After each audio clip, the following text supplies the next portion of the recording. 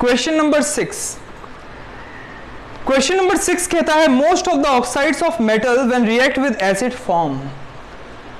Oxides of metal, जब metal के oxides और किससे रिएक्ट करते हैं, एसिड से रिएक्ट करते हैं, तो हमें क्या मिलता है, क्या मिलता है? 4 ऑप्शन है।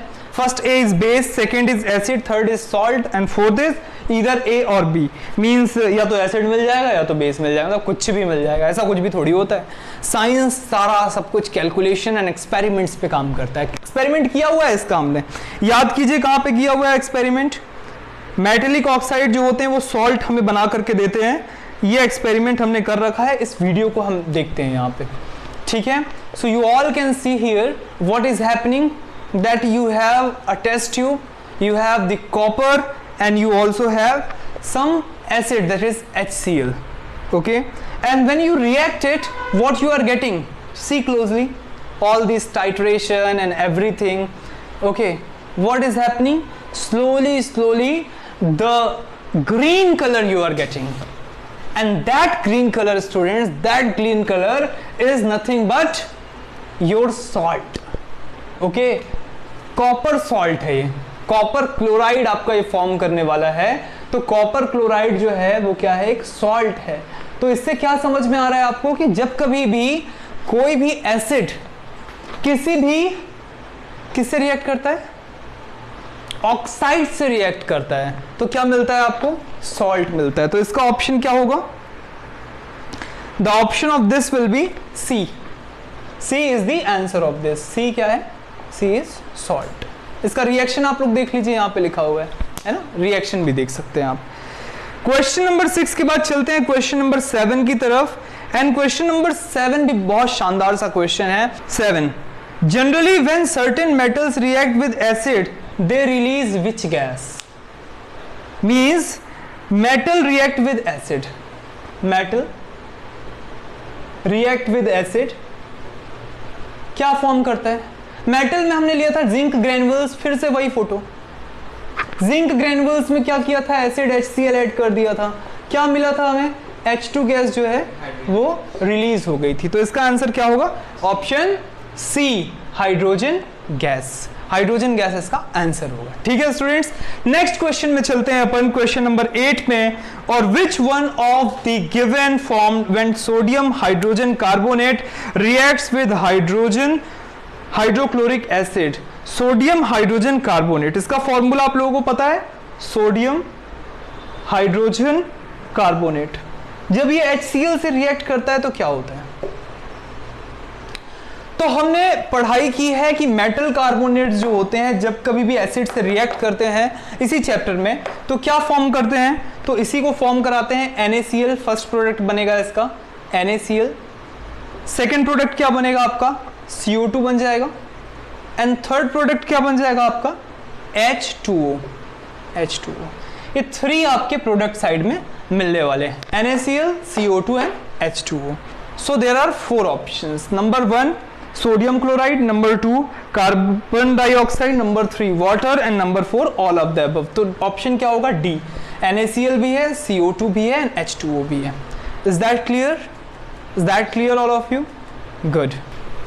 So students, after question number 8, let us discuss question number 9, and you all can read here a strong acid। कौन सा strong acid होता है?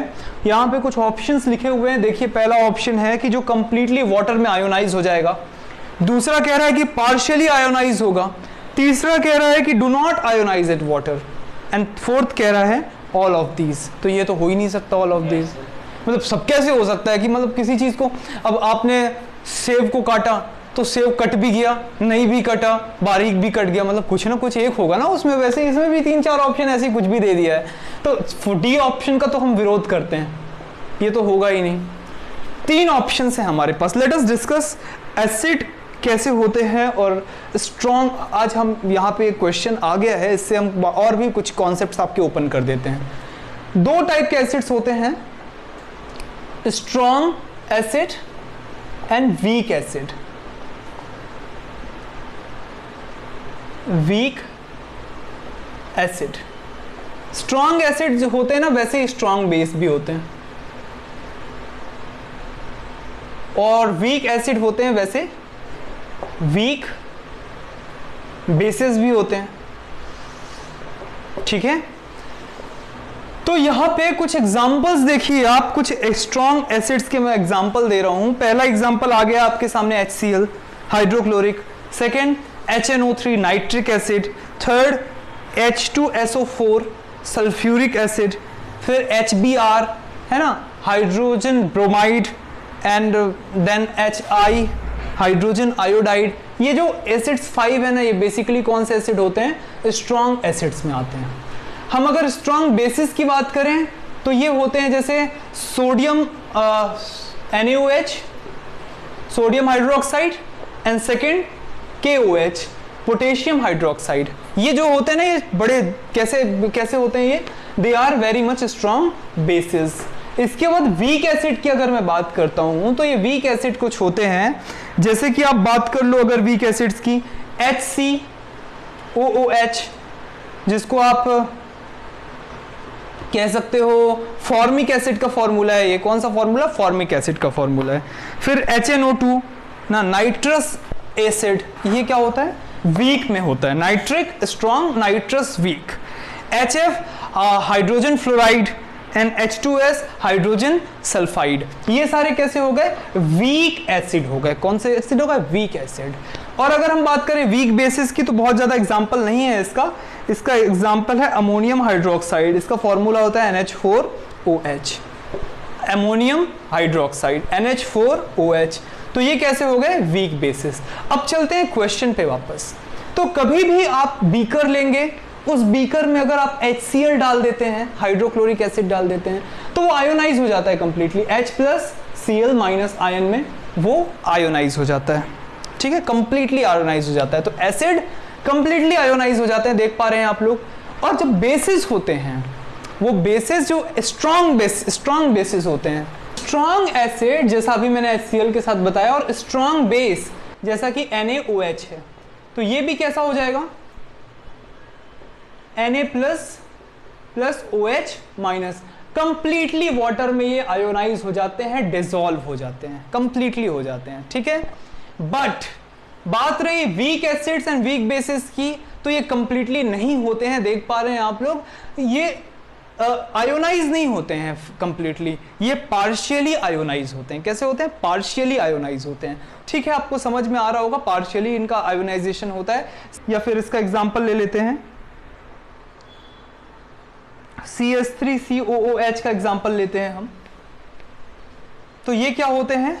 यहां पे CH3COO माइनस, एंड हाइड्रोजन जो होता है दैट इज प्लस, ये भी एक्वस फॉर्म में होता है। तो यहां पे देखिए ये भी डिसॉल्व तो हो रहा है वाटर में, बट कैसा हो रहा है? पार्शियली डिसॉल्व हो रहा है। तो क्वेश्चन में वापस से आते हैं, देखते हैं। इतना सारा डिस्कशन कर लेने के बाद, खूब सारे कॉन्सेप्ट समझ लेने के बाद, let us go back to question. Question से स्ट्रॉन्ग एसिड कौन सा है? तो आपका ऑप्शन क्या होगा? ए ऑप्शन होगा आपका, ठीक है, जो कि कैसा होता है? कंप्लीटली आयोनाइज हो जाता है वाटर में। तो क्वेश्चन नंबर 10 क्या कहता है? Question 10 says which of the given is strong base? कौन सा स्ट्रॉन्ग बेस होगा भाई? अभी बात की हम लोग स्ट्रॉन्ग एसिड, स्ट्रॉन्ग बेस, सारी चीजें। तो स्ट्रॉन्ग बेस कौन सा होगा? जल्दी से आप लोग आ जाइए और आंसर कीजिए मुझे। A, B, C और D। सो खुशी is saying option is D। यहां पे 4 ऑप्शन हैं, आप देखिए, calcium hydroxide, magnesium hydroxide, ammonium hydroxide and potassium hydroxide. तो यहां पे स्ट्रॉन्ग बेस कौन सा है? खुशी is saying D, that is potassium hydroxide. इसका फॉर्मूला क्या होता है? KOH, K for potassium. Potassium K क्यों बोलते हैं पोटेशियम को? एक्चुअली ये लैटिन वर्ड केलियम है। केलियम को हम एक और नाम पोटेशियम भी बोलते हैं, इसलिए पोटेशियम हाइड्रोक्साइड। ऑप्शन क्या होगा इसका? जैसा खुशी ने कहा, ऑप्शन 4 होगा इसका, ठीक है। क्वेश्चन नंबर 10 भी हो गया है हमारा। तो इस तरीके से आज टॉप 10 सीरीज में हम लोगों ने 10 बेस्ट क्वेश्चंस पढ़े हैं, जो आपके बेस को बड़ा स्ट्रॉन्ग करता है और आपको फ्यूचर लेवल तक का मैंने पढ़ा दिया। 11th के भी बहुत सारे कॉन्सेप्ट आपको मैंने यहाँ पे पढ़ाए, और आप लोगों ने देखा कि किस तरीके से छोटी छोटी चीजें बहुत मैटर करती हैं। न केवल हमने आज ऑब्जेक्टिव पढ़ा बट बहुत सारे बेसिक्स में जाकर के सारी चीजें क्लियर की। तो मिलते हैं नेक्स्ट क्लास में, और भी कुछ ऑब्जेक्टिव्स करेंगे और भी कुछ कॉन्सेप्ट डिस्कस करेंगे। Till the time you all take care of yourself. Thank you.